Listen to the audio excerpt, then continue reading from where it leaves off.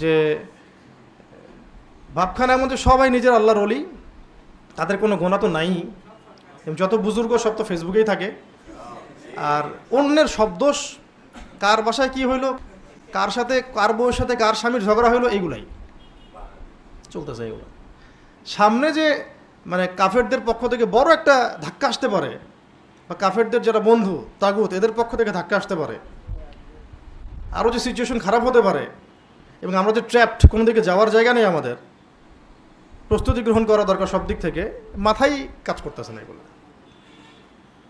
দিব্যি এগুলো নিয়ে তেলের সমস্যা গায়েব, শেষ, গ্যাসের সমস্যা গায়েব, পেট্রোল পাম্পের সমস্যা গায়েব, লাইন ধরে দাঁড়া থাকে মোটরসাইকেল সব গায়েব। ইস্যু এখন একটাই, মাদ্রাসার হুজুর কি করছে, অথচ এটা প্রমাণিত না, এটা প্রমাণিত হয়নি, রিপোর্ট টিপোর্ট করা ছাড়া, রিমান্ড টিমান্ড দেওয়া ছাড়া। মিডিয়াতে ছবি তোলার হিরিক দেখছেন, এই কাজটা তো এর চেয়ে তো জঘন্য কত কাজ রামবামরা করছে। মিডিয়াকে আপনি এত অ্যাক্টিভ দেখছেন কখনো? মিডিয়া থেকে অ্যাক্টিভ দেখবেন আপনি সবসময় হুজুরদের পিছনে। এই হলো বাস্তবতা বাংলাদেশের। কি করবেন, কাকে ওয়াজ করবেন, কি বুঝাবেন? নিজেদের চোখ নিজেরা না খুললে আর কে খুলে দিবে? এখন পর্যন্ত আমাদের উপরে যা হচ্ছে এগুলো আমরা ডিজার্ভ করি। আমাদের উপরে যা হচ্ছে, জিল্লতি, লাঞ্ছনা, অপদস্থতা, এগুলো আমরা ডিজার্ভ করি। আমাদের এর চেয়ে ভালো কিছু হওয়া উচিত না এখন পর্যন্ত। আর ধরাই দিছে সবার হাতে হাতে একটা ফোন, সোশ্যাল নেটওয়ার্কিং। আমার কাছে পাবলিক টয়লেটের মতো মনে হয় বিষয়টা। যে কেউ আসতে পারে, টয়লেট করে চলে যেতে পারে, এর চেয়ে বেশি কিছু না এটা। ভাবখানা এমন যে বলতেছে সে কত বড় পণ্ডিত, সামনে নিয়ে এসে দেন, একটা সূরা তেলাওয়াত করতে পারে না, সে অন্যকে ধুয়ে রেখে দিচ্ছে একদম। কি অবস্থা! যে যার কোনো জ্ঞানই নেই কোনো বিষয়ে, সেও কথা বলতেছে, সেও লিখতেছে, সেও বলতেছে। গোনাহে তো কোনো ভয়ই নাই, যেটা মানুষের হক নষ্ট হচ্ছে, গীবত হচ্ছে, তহমত হচ্ছে, ইলজাম হচ্ছে, আমাকে আল্লাহ পাক ধরবেন এটার জন্য, এটা কোনো ভয়ই নাই। এভাবেই ব্যস্ত রাখা হচ্ছে। তো আমি এত গভীরে যেতে যাই নাই, একটা বিষয় বোঝানোর জন্য এদিকে আসলাম। ইব্রাহিম আলাইহিস সালাম সত্য পাওয়ার পরে তার পরিবার থেকে শুরু করে সমাজ এবং কওম, তার কওমকে সত্যটা স্পষ্ট করার জন্য দাওয়াত দিয়েছিলেন। কিসের ইবাদত করছো তোমরা? এই যে আমি এতগুলো কথা বললাম, এগুলো হচ্ছে ওয়ার্ল্ড এবং দেশ, রাষ্ট্র, আঞ্চলিকতার বাস্তবতা। আর আমরা কি করতেছি? কিসের ইবাদত করতেছেন আপনারা? ইস্যুর। আর এর মধ্যে শিরক তো আছেই, বেদাত তো আছেই, কুফর তো আছেই, হারাম তো আছেই। মানুষ ঘুষ দিয়ে সুদের চাকরি নিচ্ছে, ঘুষ দিয়ে সুদের চাকরি নিচ্ছে, নিয়ে নাকি আবার ফেসবুকে স্ট্যাটাসও দিচ্ছে, আলহামদুলিল্লাহ একটা জব হয়েছে আমার। বুঝতে পারছেন? মদ নিয়ে আলোচনা নাই, মদের লাইসেন্স নিয়ে কথা নাই, মাদক নিয়ে কথা নাই, কিশোর গ্যাং নিয়ে কোনো কথা নাই, পতিতালয় বন্ধ নিয়ে কোনো কথা নাই, মদের বারগুলো ক্লোজ করা নিয়ে কোনো কথা নাই। পাইছে একটা ইস্যু এখন, না ওগুলো কোনো সমস্যাই না। আর ধরে নিলাম, ধরেন তর্কের খাতিরে, যে কোনো একটা ইসলামী প্রতিষ্ঠানে এমন একটা ঘটনা ঘটছে, তো যারা ঘটনা ঘটে তারা কি মানুষ না জিন? মানুষ তো। ঘটনা যদি ঘটে থাকে তাহলে তার বিচার হবে। নবী সাল্লাল্লাহু আলাইহি ওয়াসাল্লামের যুগে জিনা ব্যভিচারের ঘটনা ঘটছে না কয়েকটা, বিচার হয়েছে, তো বিচার শরিয়া আইনে করেন। আর এইটার সংখ্যা কত পার্সেন্ট? আর অন্যান্য প্রতিষ্ঠানগুলো, সেকুলার অঙ্গন, জেনারেল অঙ্গন, অন্যান্য অঙ্গনে যে অপরাধগুলো হচ্ছে, এগুলোর পরিসংখ্যান কত? তো সেগুলোর বিচার কোথায় করছেন? দেধারসে রেপ হচ্ছে প্রতিদিন বাংলাদেশে, কয়টার বিচার করছেন? ওগুলো সব ইস্যু বাদ। তা দিনই একটা প্রতিষ্ঠান, একটা ঘটনা ঘটেছে, সব প্রতিষ্ঠান বন্ধ করে দাও, ইস্যু এটা পাইছে, ওটাকে কেন্দ্র করে সব প্রতিষ্ঠান কি করো? বন্ধ করে দাও। এগুলো কাদের ভাষায় কথা বলতেছে? মুনাফিকদের ভাষায়, মুশরিকদের ভাষায়। ভারতের মতো জায়গায় সব প্রতিষ্ঠান বন্ধ করে দেওয়ার হুমকি দিল। তাহলে এই প্রতিষ্ঠানগুলোতে, সেকুলার প্রতিষ্ঠানগুলোতে যে সমস্যাগুলো হচ্ছে, এগুলোর কারণে কি এগুলো বন্ধ করে দিবে? প্রবলেম হলে মাথা ব্যথা করতেছে, ওষুধ আছে, নাকি মাথা কেটে ফেলে দিবে? মাথা ব্যথা করলে কি করবেন? কেটে ফেলে দিবেন না মেডিসিন দিবেন? মেডিসিন হচ্ছে ইসলামী আইন, ইসলামী আইনের সুষ্ঠু প্রয়োগ। তো ইসলামী আইনের সুষ্ঠু প্রয়োগ কি শুধু এই ক্ষেত্রেই হবে না সব ক্ষেত্রে হবে? তো সেটা কোথায়? এইরকম মানে, আর আমাদের সমাজে একটা সাইকোলজি তৈরি করা হয়েছে আর কি, যে যদি কেউ দাড়ি টুপি পাগড়ি জুব্বা পরছে, এখন আপনাকে যদি 10টা চর মারে এটা ঠিক আছে, বাট আপনি কাউন্টার একটা চর মারছেন, আপনি হুজুর হয়ে চর মারলেন, আপনি এত অমানবিক। ইসলাম এই শিখে আপনাকে? আপনি জানেন না নবী সাল্লাল্লাহু আলাইহি ওয়াসাল্লাম কত কোমল ছিলেন? এত মুনাফিকের মুনাফিক সব, এত বড় বড় সুবিধা। এখন আমি তো বাধ্য হয়ে কিছু কথা বলতে পারতেছি না, এটা আমার অপারগতা।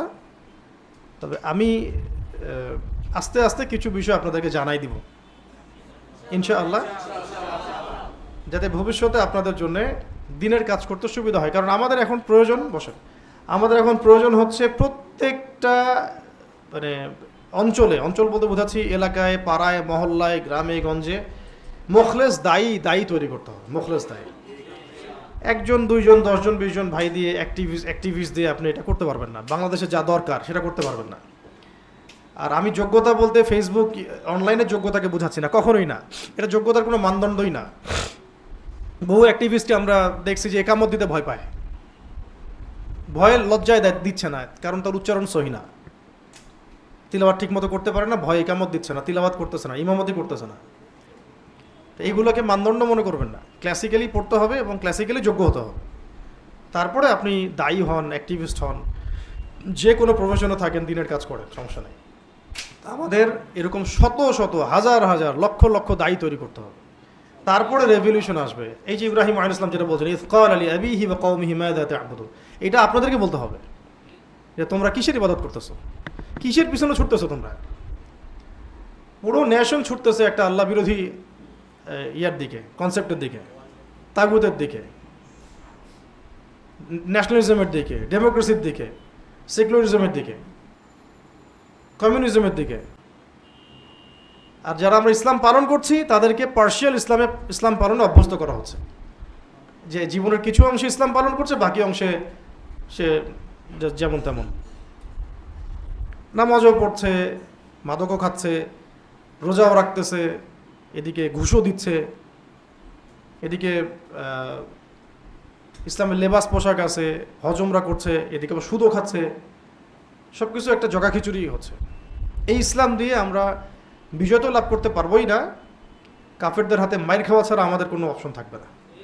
আর এটা যতই আপনারা মনে করেন আবেগ দিয়ে যে আমাদের শাপলা আছে, আমরা শাপলার মানে আদর্শ বহন করি, কিছু হলে শাপলায় যাবেন, স্লোগান দিবেন, বাইতুল মোকাররমের সামনে যাবেন, স্লোগান দিবেন, এই গুটি কয়েক অ্যাক্টিভিজম দিয়ে আসলে দিনের শরিয়া প্রতিষ্ঠা বা জিহাদ হবে না। এটা হচ্ছে একটা চেইন অফ কমান্ডের দরকার পুরো দেশব্যাপী। আমির থাকতে হবে, মামুর থাকতে হবে, আসসামু ওয়া তাআ থাকতে হবে, আমির থাকতে হবে, মামুর থাকতে হবে, অনুসারী, আসসামু ওয়া তাআ থাকতে হবে, শুনলাম মানলাম, বায়াত থাকতে হবে, এবং ধারাবাহিক অ্যাক্টিভিজম থাকতে হবে, মাঠে ময়দানে, অনলাইনে না। মাঠে ময়দানে অ্যাক্টিভিজম কেমন? যদি কোনোভাবে আমাদের আপা কামব্যাক করেন, আপনি দেখবেন যে তার যারা অনুসারী ছিলেন তারা মুহূর্তেই সব জায়গায় সেট আপ রেডি হয়ে গেছে। কিভাবে হয়েছে? অ্যাক্টিভিজম দিয়ে, অনলাইন অ্যাক্টিভিজম দিয়ে। মাঠ পর্যায়ে, রুট লেভেল পর্যন্ত তাদের কর্মী আছে। সেম আরেকটা যে দল আছে যারা এখন ক্ষমতায়, তারাও সেম। কিন্তু যারা আল্লাহর এই জমিনে, আপনার মুসলিম বঙ্গ বলেন, এখানে শরিয়া আইন কায়েম করতে চান, দিন প্রতিষ্ঠা করতে চান, আমাদের চেইন অফ কমান্ড নাই। নো আমির, নো মামুর, নো সামউ ওয়া তাআ, নো বাইআ হোয়াটসোএভার। আর রুহামা বাইনাহুমও নাই। রুহামা বাইনাহুম তারাহুম রুকআন সুজদান ইয়াবতাগুনা ফাদলান মিন আল্লাহি ওয়া রিদওয়ানা সীমাহুম ফি উজুহিহিম মিন আসারিস সুজুদ। এই যে শেষ আয়াতটা আছে সূরা ফাতহের মধ্যে, যে কাফেরদের প্রতি তারা কি কঠোর, আশিদ্দাউ আলাল কুফার রুহামা বাইনাহুম, আপোষে তারা কি নরম, মহব্বত, এটা আপনি পাচ্ছেন কোথায়? ভাই ভাইয়ের গোশত খাওয়া নিয়ে ব্যস্ত আর কি। বাংলাদেশের প্র্যাকটিসিং মুসলিমদের মধ্যেও, অন্যদের কথা বাদ দিলাম, সবচেয়ে মজাদার খাবার হচ্ছে গীবত। কি আলেম আর কি জালেম। প্র্যাকটিসিং মুসলিমদের মধ্যেও সবচেয়ে মজাদার খাবার হয়ে গেছে এখন গীবত। ইল্লা মাশাআল্লাহ, আল্লাহ যাদেরকে বাঁচিয়েছেন তারা বাদ। সবচেয়ে মজাদার খাবার এটা, খুব টেস্টি। একবার খাইতে শুরু করলে পেটই ভরে না। হ্যাঁ, জানুক না জানুক, বুঝুক না বুঝুক, গীবতের সাথে অপবাদ, তহমত, ধারণা, কুধারণা, হয়তোবা এমন, হয়তোবা তেমন, আরে ওইটা তো এমন, মানে সে নিজেকে আল্লাহর জায়গায় নিয়ে জাজ করা শুরু করতেছে। পারলে বলেই দেয় যে আরে ওটা তো জাহান্নামী। ওটা বলতে পারে না খালি। তো এগুলো দিয়ে ভাই দিনের ওই কাঙ্ক্ষিত বিজয়টা হবে না। ইব্রাহিম আলাইহিস সালামের মতো আমাদেরকে আগে এইভাবে কওমকে প্রশ্ন করা শিখতে হবে যে মাযা তা'বুদুন, কিসের ইবাদত করতেছো তোমরা, এগুলা কি করতেছো তোমরা? মানে এটা একটা কথা, তোমরা করতেছোটা কি? কি তারপরে উনি বলছেন আইফকান আলিহাতান দুনাল্লাহি তুরিদুন, তোমরা কি আল্লাহকে বাদ দিয়ে, তোমরা কি আল্লাহ, মহান আল্লাহকে বাদ দিয়ে অলিক ইলাহ সমূহের ইবাদত করছো? রোজার রব, যাকাতের রব, রাজনৈতিক, সামাজিক, অর্থনৈতিক এইসব হেদায়েতের রব তিনি নন? তো ওটা মানা হয় কোথায়? কোথায় মানা হয়? বেশিরভাগ মানুষ আমাদের দেশে ব্যক্তিগত জীবনে আল্লাহকে মানি, আল্লাহর বিধানকে মানি, যারা মানার চেষ্টা করি, কিন্তু রাজনৈতিক জীবনে গিয়ে, অর্থনৈতিক জীবনে গিয়ে, সামাজিক জীবনে গিয়ে আমরা আল্লাহ পাকের বিধানটা মানি না, পরোয়াই করি না।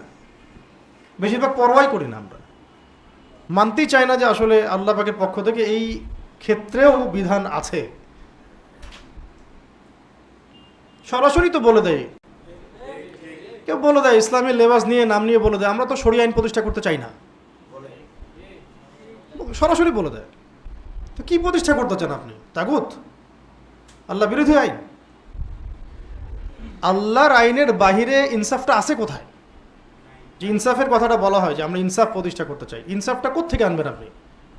ফরাসি বিপ্লব থেকে, নাকি চে গুয়েভারের আন্দোলন থেকে, নাকি মার্কসের দর্শন থেকে, না স্টেলিন থেকে, নাকি মাও সেতুং থেকে, না মুসোলিনি থেকে? কোত্থেকে আনবেন ইনসাফটা? আনবেন এখানে এই যে আদর্শটা, এটার বীজই এখনো বপন হয়নি। ধরে নেন যে এখন থেকে আপনাকে মিনিমাম 10-20 বছর দাওয়াতের কাজ করতে হবে, তাও আপনাকে আমাকে একা না, সবাই মিলেই করতে হবে। তারপরে একটা কওম হয়তো তৈরি হবে ইনশাআল্লাহ, যারা আল্লাহর জমিনে আল্লাহর দিন চায়।